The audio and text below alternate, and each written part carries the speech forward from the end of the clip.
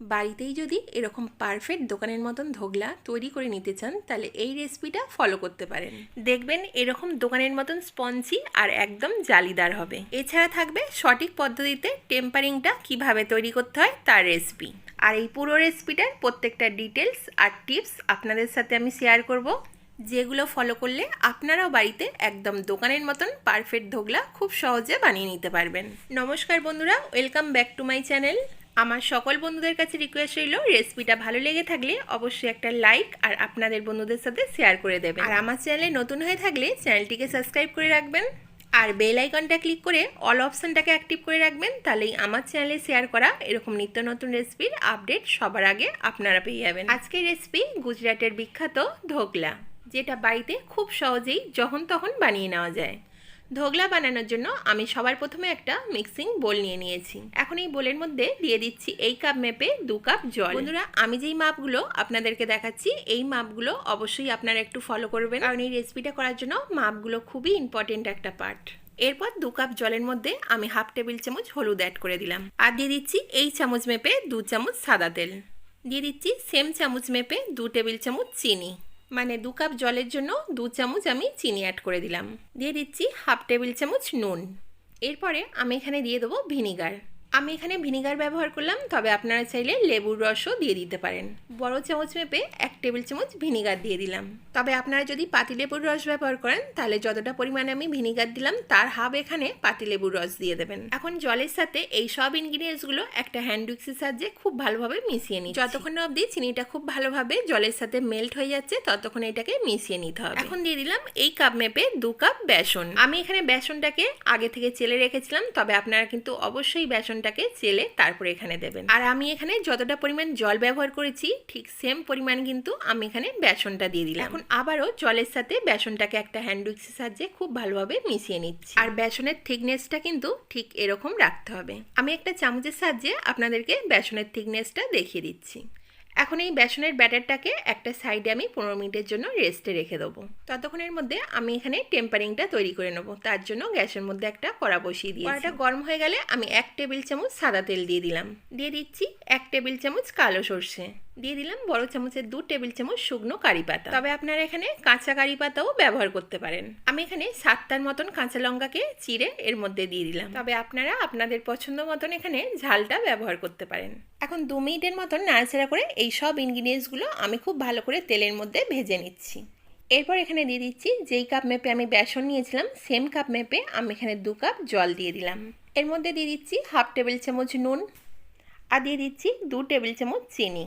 তবে আপনারা বেসনের পরিমাণ মতন এখানে চিনি অ্যাড করে দেবেন। সবার লাস্টে দিয়ে দিচ্ছি 1 টেবিল চামচ ভিনিগার। এখন যতক্ষণ না অবধি এটা খুব ভালোভাবে ফুটে যায় ততক্ষণ অবধি একটু একটা স্প্যাচুলার সাহায্যে নাড়াচাড়া করে নিতে হবে। তো দেখতেই পাচ্ছেন বন্ধুরা, এটা খুব ভালোভাবে ফুটে গেছে। এখন আমার টেম্পারিংটা পুরোপুরি রেডি হয়ে গেছে। এখন এটাকে একটা সাইডে রেখে আমি খুব ভালোভাবে ঠান্ডা করে নেবো। এখানে নিয়ে নিয়েছি এরকম সাইজের একটা স্টিলের থালা।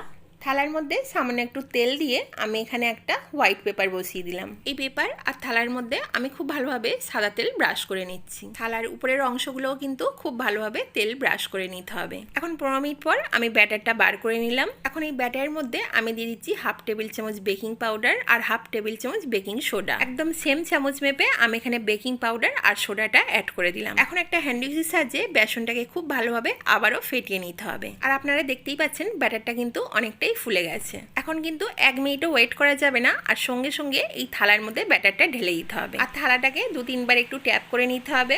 এখন গ্যাসের মধ্যে আমি আগে থেকে একটা কড়া বসিয়ে দিয়েছিলাম, তার মধ্যে আমি এখানে একটা স্ট্যান্ড বসিয়ে দিচ্ছি। এই স্ট্যান্ডের উপরে আস্তে করে আমি এখানে থালাটাকে বসিয়ে দেবো।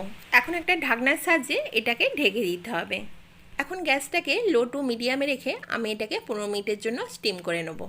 এখন ফিরে এলাম 15 মিনিট পর। এটা কিন্তু পুরোপুরি রেডি হয়ে গেছে। এখন ঢাকনাটা আস্তে করে আমি খুলে নেব। এটা পুরোপুরি রেডি হয়ে যাওয়ার পর থালাটাকে আস্তে করে বার করে নিতে হবে আর এইটাকে 2 ঘন্টার জন্য একটা সাইডে রেখে পুরোপুরি ঠান্ডা করে নিতে হবে। গরম অবস্থায় কিন্তু কোনোভাবেই ধোকলাটা বার করতেই যাবেন না, তাহলে কিন্তু এটা ভেঙে যাওয়ার ভয় থাকবে। এখন আমি ধোকলাটাকে 2 ঘন্টার জন্য রেখে দিয়েছিলাম আর এইটা এখন পুরোপুরি ঠান্ডা হয়ে গেছে। এখন একটা ছুরির সাহায্যে আমি ধারগুলোকে একটু ছাড়িয়ে নিচ্ছি। আর এই থালার মধ্যে একটা প্লেট বসিয়ে আমি থালাটা এইভাবে উল্টে দিলাম। এবারে আস্তে করে আমি থালাটা সরিয়ে নিচ্ছি। তো দেখতেই পেলেন বন্ধুরা কতটা ইজিলিভাবে ধোকলাটা বেরিয়ে গেল। এখন পেপারটা আস্তে করে এইভাবে বার করে দিতে হবে। আর আপনারা দেখে বুঝতেই পাচ্ছেন ধোকলাটা কতটা সফট আর জালিদার হয়েছে। এখন একটা ছুরির সাহায্যে আমি চৌকো শেপ দিয়ে এইভাবে কেটে নিচ্ছি। তবে আপনারা আপনাদের পছন্দ মতো শেপ দিয়ে এখানে ধোকলাটা কেটে নেবেন। আমি যেই প্রসেসে আপনাদের সাথে রেসিপিটা শেয়ার করলাম, এই প্রসেসগুলো যদি আপনারা ফলো করেন, আপনারাও কিন্তু একদম পারফেক্ট দোকানের মতন এরকম জালিদার ধোকলা বাড়িতে খুব সহজেই বানিয়ে নিতে পারবেন। এখন আমি ধোকলাটাকে চৌকো শেপ দিয়ে কেটে নিলাম, আর এক পিস ধোকলা আপনাদেরকে বার করে দেখাচ্ছি যে কতটা জালিদার আর কতটা সফট হয়েছে। তো দেখতেই পাচ্ছেন বন্ধুরা একদম দোকানের মতন জালিদার হয়েছে। এখন যেই টেম্পারিংটা আমি তৈরি করে রেখেছিলাম উপর দিয়ে একটা হাতার সাহায্যে ওইটা আমি আস্তে আস্তে ছড়িয়ে দিচ্ছি। আর অবশ্যই লক্ষ্য রাখতে হবে টেম্পারিংটা যেন খুব গরম না থাকে, একদম হালকা উষ্ণ গরম থাকার অবস্থায় কিন্তু এই টেম্পারিংটা উপর দিয়ে ছড়িয়ে দিতে হবে। তো আমি এখানে যতটা টেম্পারিং তৈরি করে রেখেছিলাম সবটা কিন্তু আমি এই ধোকলার মধ্যে দিয়ে দিয়েছি। আর আপনারা দেখতেই পেলেন কতটা সহজ পদ্ধতিতে একদম দোকানের মতন পারফেক্ট জালিদার আর সফট ধোকলা বাড়িতেই খুব সহজে বানিয়ে ফেললাম। আর আমার সকল বন্ধুদের কাছে রিকোয়েস্ট হইলো তাহলে আর দেরি না করে ঝটপট এরকম পারফেক্ট দোকানের মতন ধোকলা বাড়িতেই বানিয়ে ফেলুন। আর আজকের এই রেসিপিটা আপনাদের কেমন লাগলো অবশ্যই কিন্তু আমাকে কমেন্টে জানাবেন। তাহলে আজকের মতন এই পর্যন্তই, দেখা হচ্ছে আবার কোনো নিত্য নতুন রেসিপির সাথে। সবাই সুস্থ থাকবেন, ভালো থাকবেন।